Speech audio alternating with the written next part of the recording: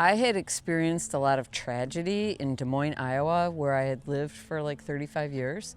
And I decided to move back to Milwaukee because this is where I was from, and my brothers and sisters were here. And I needed something to occupy my time, and I had heard about, for years, Habitat for Humanity and Jimmy Carter. And I just thought this would be a really good fit for me. And I grew up in a family where we loved to do projects together, and so I thought, I can hammer a nail, and I've been a homeowner, and so I know how to, put in a blind or something, and I wanted something consistent. I needed a schedule to help me get through the tragedies that I had experienced. And so I called up our volunteer coordinator and said, I just want to be on the team. I want to come out every week. I've been a member of sort of the siding team. It's my default. I love measuring and cutting, so I do that a lot. And the thing that helped me the most was how me, just as a person, was embraced and allowed to just be novice, and no one ever criticized me, or I never felt like that I was unaccepted. If I ever felt anything like that, it was because I put something on myself that I would be letting down the team because I didn't know how to do something.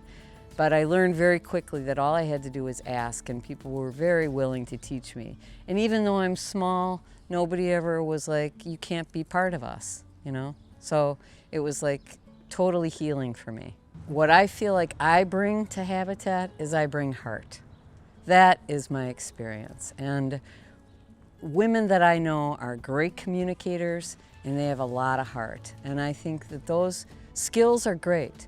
But if you have those two things and you believe in what we are doing in terms of the Milwaukee Habitat for Humanity mission, then you're golden. That's what we need here.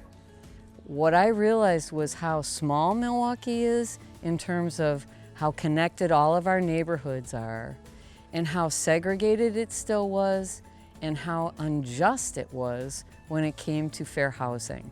And that while we had made lots of strides, we were not finished with our work. And so it informed me in that way. The other thing that it made me realize is how totally awesome humans are, particularly, I will say, the single moms of our city. Because we just had a house dedication yesterday for a young woman, 27 years old, with 2 little boys, who is like starting her children off on a trajectory that will change their lives, and it will change our city. And that's what we are about at Habitat for Humanity.